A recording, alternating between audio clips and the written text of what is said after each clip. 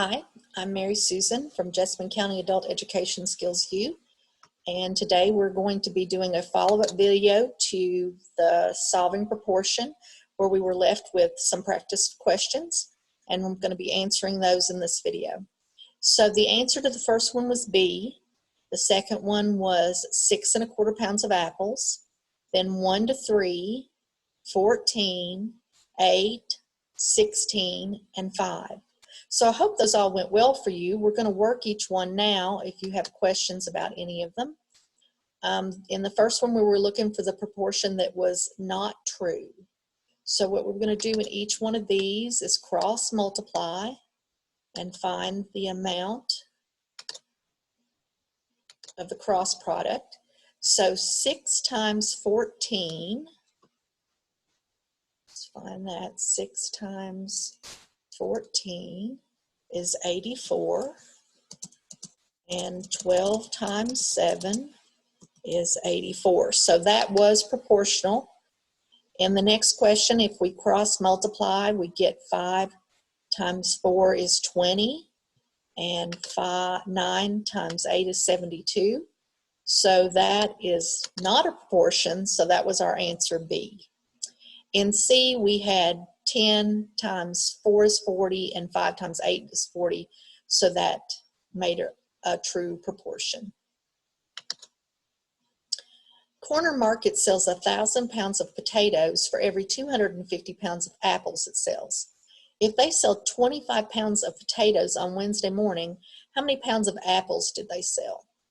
So here we have the ratio of pounds of potatoes to pounds of apples, 1,000 to 250. And now if the store sells 25 pounds of potatoes, we'll have 25 pounds of potatoes to X amount of apples. So if we cross multiply those amounts, we'll have 1,000X, and 250 times 25 will be 6,250.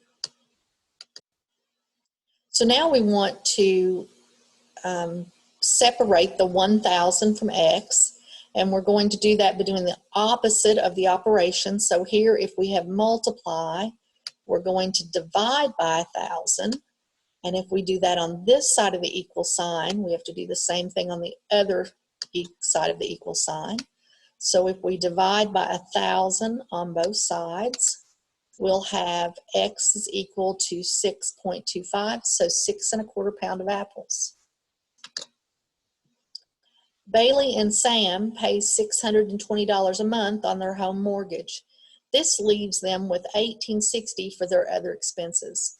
What is the ratio of the mortgage to the amount they have each month for other expenses? So we're going to write a ratio of their mortgage, which is $620, to the amount of other expenses, which is $1,860. So since I don't think that I asked you to reduce this to lowest terms, you could have said the answer is $620 to $1,860.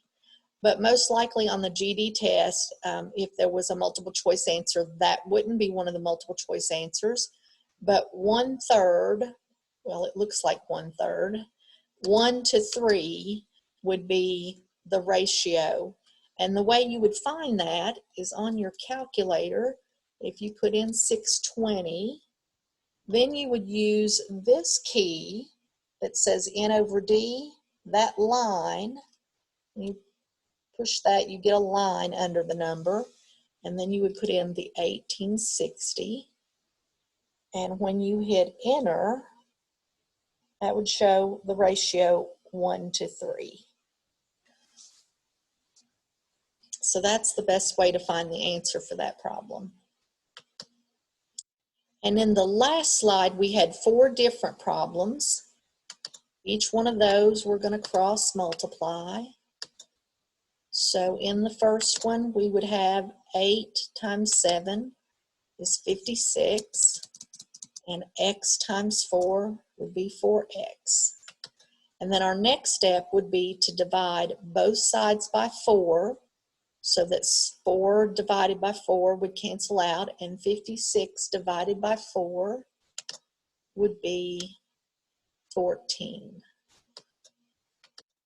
So if we do that in our next problem, 9 times x would be 9x, and 6 times 12 would be 72. If we divide both those numbers by 9, x would be equal to 16. If we multiply x times 7, that would be 7x, and 28 times 4 is 112. Then if we divide both sides by 7, x would be equal to 8. And in our last problem, if you multiply 60 times x would be 60x, and 12 times 25 would be 300. You divide both sides by 60, x would be equal to 5.